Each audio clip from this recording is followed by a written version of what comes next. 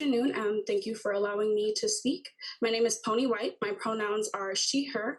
I'm a co-leader of the Minnesota Youth Activist Alliance of Advocates for Youth and a member of the Young Women's Cabinet appointed by Governor Tim Walz and Lieutenant Governor Peggy Flanagan. Before I begin, I want to share that my statement includes mentions of sexual violence and child abuse. As a young person who has advocated for comprehensive sexual education courses on my college campus and went on to teach and facilitate comprehensive sexual education for people ages 10 to 22, I am here today in support of Bill HF 358, which would ensure a comprehensive, age-appropriate, and medically accurate sexual education curriculum for all public schools throughout our state. In 2004, at the age of 4 years old, I was repeatedly sexually molested by a family member who my mom entrusted to watch me as she worked.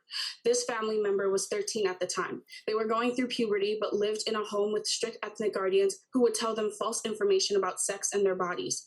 I remember hearing my cousin being told if a boy hugged her, she would get pregnant.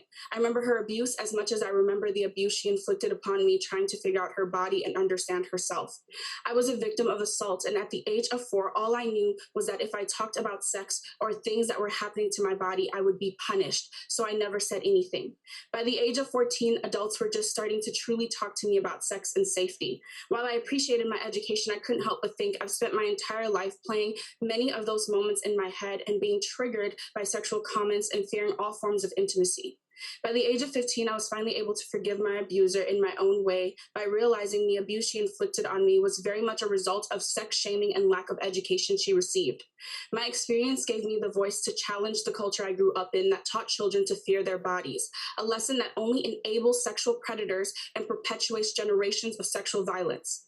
Across the board, young people between age 15 to 24 and people of color are disproportionately affected by STDs. Women's Fund Minnesota documents that 8% of 11th grade girls in Minnesota report sexual abuse inside or outside of their family at some point in their life. I share all of these statistics, and there are so many other statistics I can list to express that what occurred to me at 4 years old was not a special case.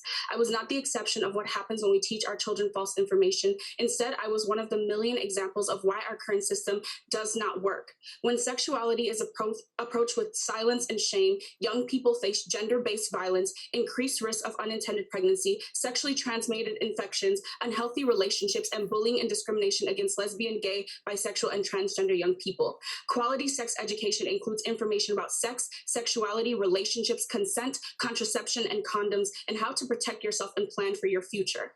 I believe that House File 358 will ensure that for all Minnesota youth from Metro Minnesota throughout Greater Minnesota. So in closing, I would like to urge the committee to support HF 358. Thank you.